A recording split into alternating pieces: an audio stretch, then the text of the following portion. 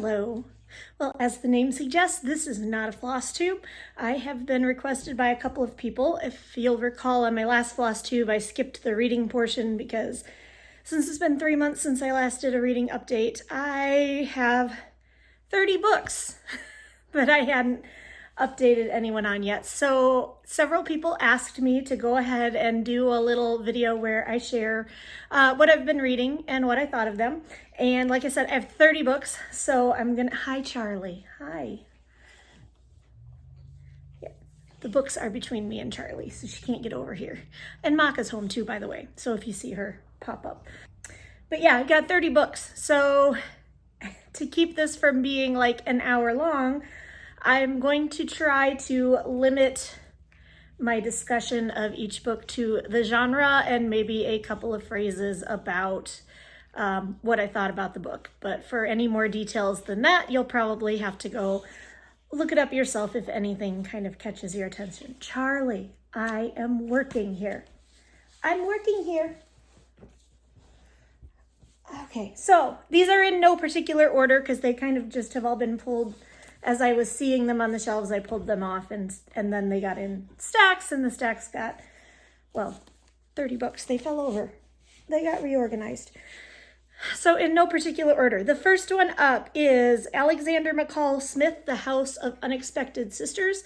This is the 19th book in the #1 Ladies Detective Agency book. I have loved these books for a long time.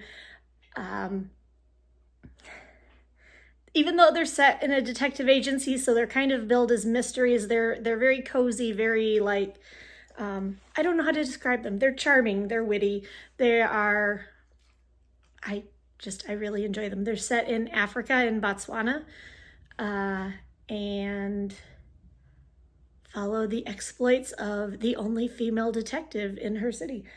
So, like, All the Other Mothers Hate Me by Sarah Harmon. This is a mystery thriller, which is one of my niches. It wasn't as funny as I wanted it to be. I kind of cringed at the behavior of the main character a lot of the time. It was interesting, but it wasn't like anywhere near my top 10 for this year.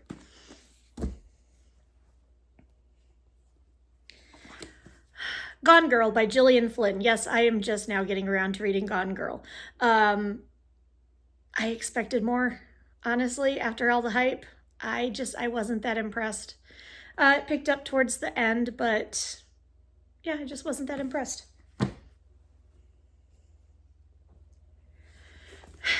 On the other end of the spectrum, When She Returned by Lucinda Berry. This is another mystery thriller, and I really, really enjoyed this one. It's about a woman who had been investigating a cult when she disappeared, and I think this is, 11 years later, after her husband has remarried and her family has moved on and just assumed she's dead, she suddenly reappears. This gets dark, though, by the way. If you've got triggers, you might want to check on the trigger warnings before you read this one. All right, now I'm going to do 3 rapid fire in a row.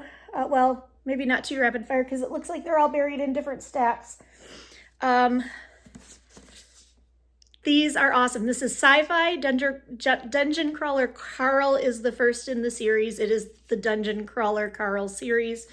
So they made it easy that way. They didn't rename them. I have the books. I didn't actually read them on book. I listened to them on audio, which I highly recommend.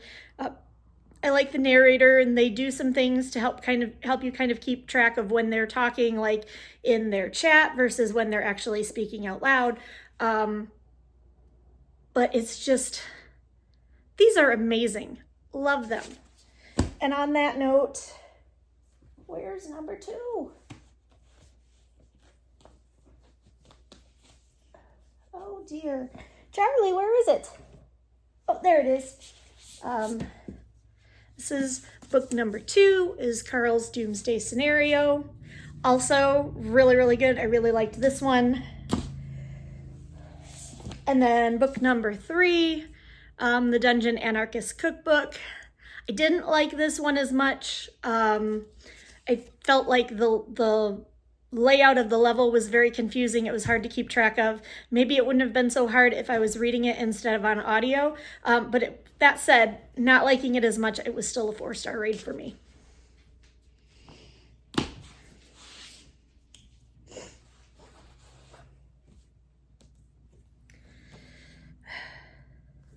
Assassins Anonymous by Rob Hart. This one was, expected it to be a little bit funnier than it was. Because the concept seems like it's set up to be a little bit comedic.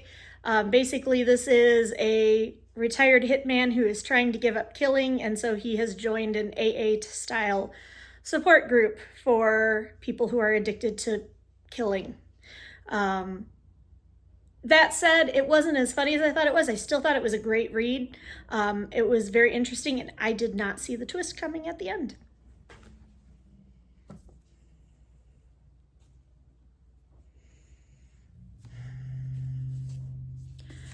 Cross My Heart by Megan Collins. This is another mystery thriller. The concept here was that this woman received a heart transplant, and through situations, she figured out whose heart she received and has actually become obsessed with the husband of her heart donor.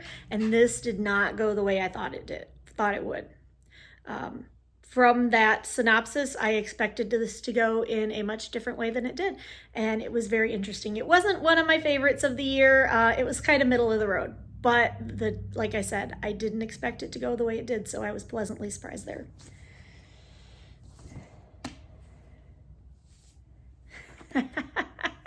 If you watch my Flosstube a lot, you know that I have certain things that I really fangirl over, and The Golden Girls Mystery Murder by Cheesecake, it finally came out. I finally read it.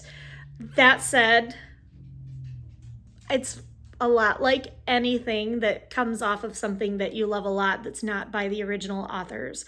So it was a nice visit. It was nostalgic. It wasn't, I'd say there were some mischaracterizations in here. The characters weren't exactly the way I expected them to be, and the mystery itself was just kind of meh. So, but yeah, for the nostalgia factor, this one was high on the list.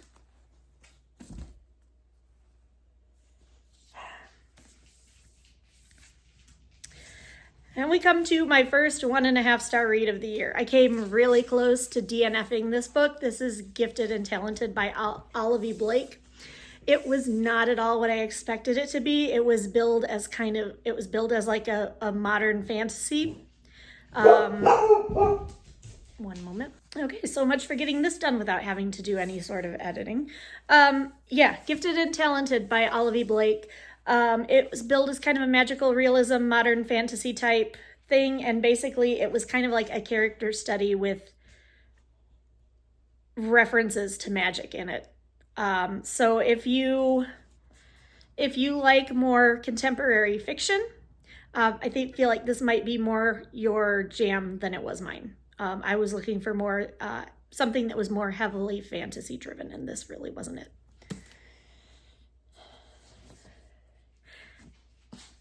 And I also didn't like her writing style, which I'm nervous about because I have several other Olivia Blake books either on my TBR or on my shelf already. So I'm really hoping it was a one-off and that the other ones will be better.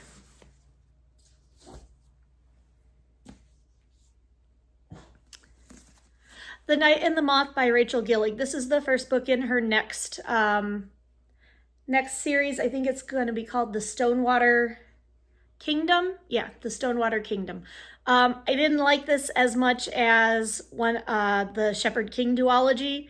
But that doesn't say too much because the Shepherd King duology were some of my favorite books this year. This was still a really good book. It's a completely different world than the Shepherd King duology. It was very interesting reading, and it actually thought I'd figured out some of the twists, and I had not. And it ended on a cliffhanger that I should have seen coming. Now looking back, I should have seen it coming, but I didn't. And so now I'm gonna have to read the second book, which is probably the way you want to write a book if it's first in a series.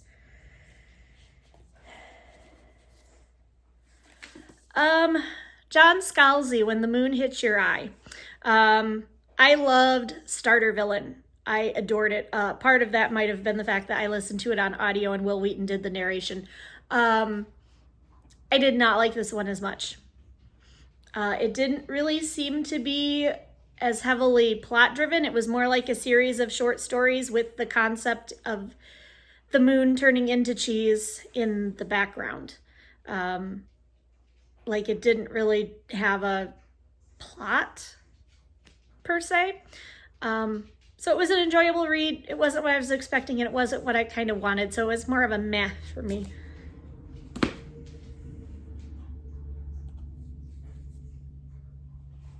I'm surprised there's not more nonfiction in this pile, because that's usually one of my favorite things to read. But this one is in there, and this is The Ice Pick Surgeon by Sam Kean. And the subtitle is Murder, Fraud, Sabotage, Piracy, and Other Dastardly Deeds Perpetrated in the Name of Science. This was really interesting if you like nonfiction, if you're into science and kind of the history of the way the study of, well, various different scientific fields have evolved. This was a really good book, a really good intro to that. It was about a 4-star for me.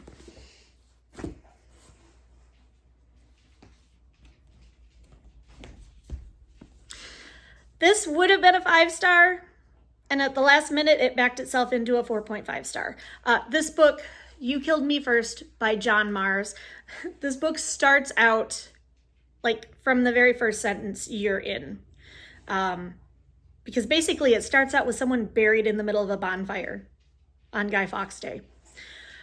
And I saw some of the twists coming. I didn't see others, but at the end, it kind of went a little overboard as far as I was concerned. So like I said, it was a solid 5-star for me right up until, I think it could have ended 50 pages before it did, is kind of where I'm at with that. 50 pages before it ended, it was 5 stars. And then it kind of dropped down just because I was like, okay, I'm getting a little sick of this ride.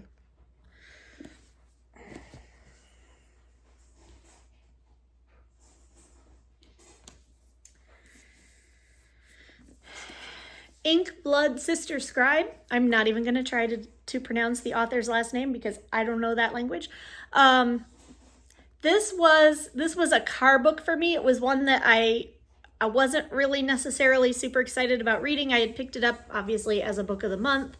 At some point, obviously, I had been interested in it because I accidentally ordered it twice. I have 2 copies of it. But then when it came time to read it, it was just like, it was never like, when I would go in to look at the bookshelf, it just never seemed to fit what I felt like reading that day. So eventually it became a car book, which those are books that move very slowly for me, which means they live in my car. And so if I go out to eat or I go to, like, I have to wait at the DMV or the doctor's office or something, that there's a book in my car that I can pull out and bring in with me to read.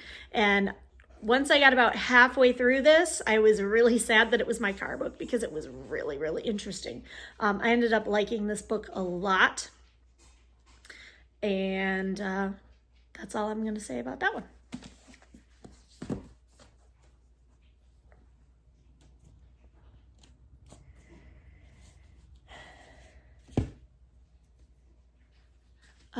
Enchantra, the sequel to Phantasma by Kaylee Smith. I didn't like it as much as the first one. That said, it was still a good book. You can read this without having read Phantasma, because it follows Ophelia, the main character from Phantasma. It follows her sister. It's a completely different plot. There are some mentions of of the characters from Phantasma, but like you don't have to have read it to understand what is going on here, although it may give you a spoiler for the end of Phantasma if you read this one first. So yeah, not bad.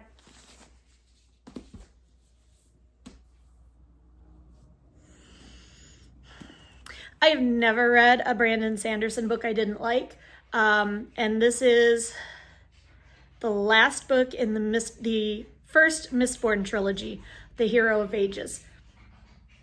I loved this book. I loved the end. I loved this trilogy. I feel like Sanderson is a good place to get into high fantasy if you've never read a lot of it before. Particularly this trilogy, maybe not so much the Stormlight Archive, because the Stormlight Archive starts to get into that heavy, like, we've got multiple plots going that are very extensive with lots of characters, and there's all kinds of stuff going on, like those high fantasy books like The Wheel of Time. But I feel like the Mistborn trilogy is more accessible. The main character, the female main character, is really badass, and I love her. So yeah. So not only this last 3 months did I finish The Hero of Ages, but I also finished on audio, so I don't have the actual physical books with me, the first 2 books of the Wax and Wane series, which is set in the same universe as this. It's just set several hundred years in the future. So the people in this in these books are kind of like legends and myths and religious figures by the time you get to the second Mistborn series, the Wax and Wane series. And so the first 2 titles in that are The Alloy of Law, and I can't remember the other one, but I have a hunch that both of those covers are sitting floating up here. And if you liked Firefly, I think you might like the Wax and Wane series. I would definitely read the Mistborn series. Well, I think they actually explain the magic system enough that you probably don't need to read the Mistborn series to understand it.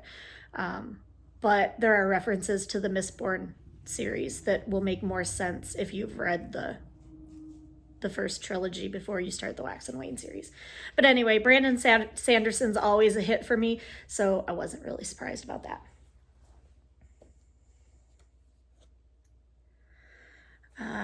In the romantasy genre, Six Scorched Roses by Carissa Broadbent. This is a novella in the Crowns of Neaxia series, which I've read the first one, which was The Serpent and the Wings of Night. It was recommended to me that you read this novella in between The Serpent and the Wings of Night and the second book in that duology, which is The Ashes of the Star-Cursed King. Because understanding this background will help you understand a couple of the key characters in the next book. So I did that, and then I haven't gotten around to reading the next book, but this is probably one of my favorite books that I read this year. I really, really enjoyed this one. And it's a novella too, so you can finish it really fast. Vampires, by the way, if you're wondering what romantasy and you're not familiar with the Crowns of Neaxia, it's vampires.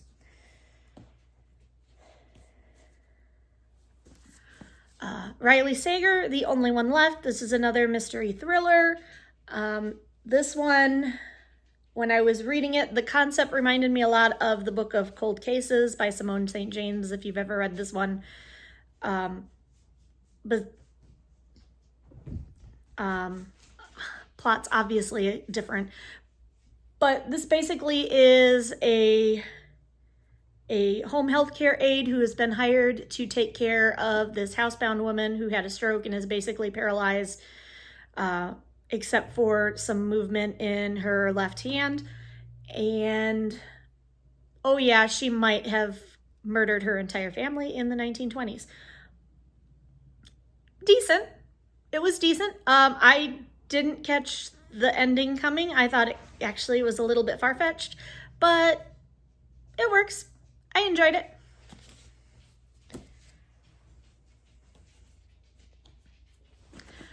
Leather and Lark by Bryn Weaver. I stand corrected. I usually don't like books that kind of break off of and follow other characters. I say that, and I enjoyed Enchantra too. So I put off reading this for a long time because after reading Butcher and Blackbird and realizing that it wasn't about the characters in Butcher and Blackbird, it was about some of the side characters in Butcher and Blackbird, I was like, oh, but I wasn't really interested in them. So I don't know if I want to read it. And I stand corrected. I really liked this book. I should have read it sooner. And I'm not making the same mistake. I'm working on Scythe and Sparrow right now.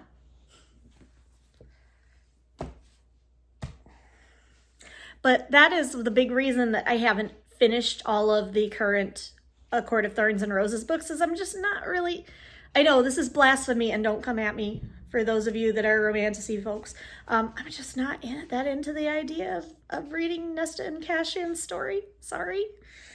So I keep putting it off. Plus it's a really big, thick book. And if I'm not all that interested in reading it, there are plenty of other ones that I do want to read. I have gone through this fast. We're at 13 minutes and I only have a handful of books left. All right. Julie Chan is Dead by Lian Zhang.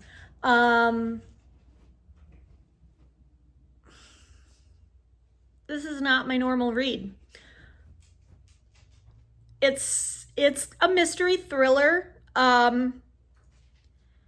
And it started out promising and then it jumped the shark. So 3, maybe 3.5 stars.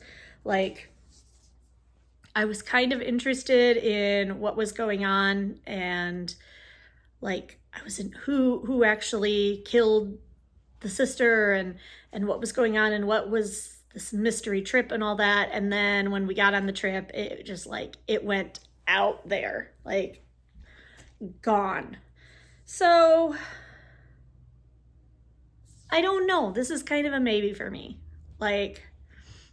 I don't feel like I wasted my time reading it, but towards the end I was just kind of are we done yet? Are we done yet? Because this is nuts. Oh boy, now they're gonna play, so hopefully they won't get too loud.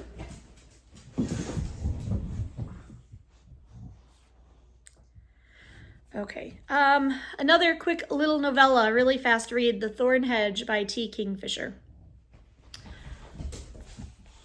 This is a Sleeping Beauty retelling from the point of view of the, well, in this case, it's a fairy, the fairy that cursed Sleeping Beauty. So the thing I didn't particularly like about this is T. Kingfisher started out as a YA novelist, and this feels the writing feels kind of simplistic and young. That said, it was an interesting concept. I thought it was well executed, and I mean, it's only 110, 111 pages or something like that. So it was a quick read. It was enjoyable. It just felt a little young, but I mean, I read young adult and even younger all the time. I love the Percy Jackson books, so I enjoyed. Flosstube itchy nose even when I'm not doing Flosstube.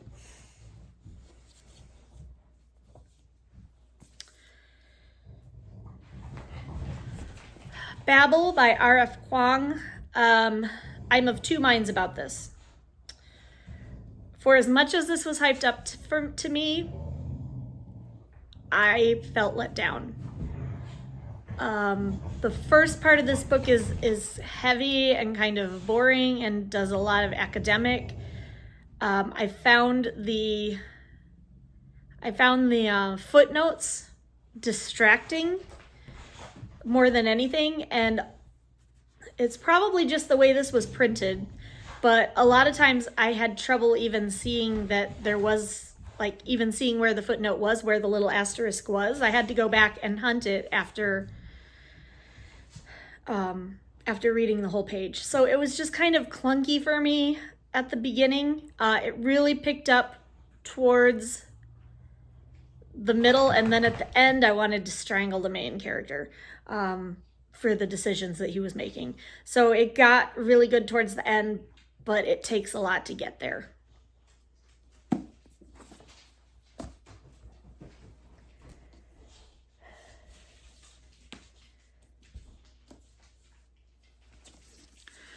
Christina Lauren, The Paradise Problem.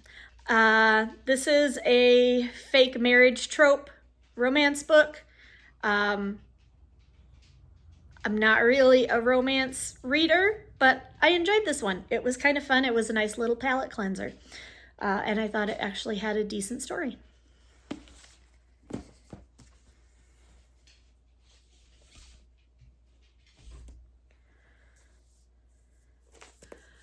Brighter Than Scale, Swifter Than Flame. This was another novella I read. This was very different than a lot of stuff that I'm used to reading. It was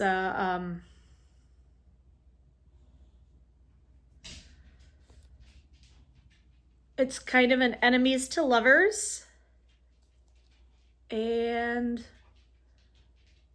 I don't really know what else to say about it. I mean, it was short, it was a quick read, it was enjoyable. It won't hit any of my top lists, but it's definitely not an why did I waste my time reading that book either. And then the last book. Wow, I did all of this in less than 20 minutes. Go me. Is Alice Feeney, Beautiful Ugly. This is another mystery thriller. It's set on a remote island in Scotland. I think it's Scotland. Is it Scotland? Yes. A remote island in Scotland. This is another one that starts out good, and at the end it's like, what did I just read? Like, really? This is... I'm willing to suspend my disbelief when I'm reading. Part of the reason I read is to escape reality, so I don't like it to be... That's one of the reasons I don't do a lot of contemporary fiction and stuff like that, is like, I get enough real life in my real life. I don't need to, like, get more. But at the ending of this was so completely unrealistic that I just came completely out of it. And yeah. Charlie, off. Charlie, off. Yes, you, off. Thank you. Yeah, the setting was awesome. I really liked it. And I'm getting really excited to go over to the UK, and I'm definitely going to go up and do some sightseeing in Scotland. But the ending of this was very disappointing. So that is that. That is all 30 books that I read or listened to from June 1st until today, which is August 29th. August 29th. Yesterday was my last day of work. So the next few weeks, I'm going to be frantically packing and trying to get things cleaned out for the house sitter so that, you know, she has drawers to put clothes in and a space in the garage to park her car and stuff. So I have hit panic mode.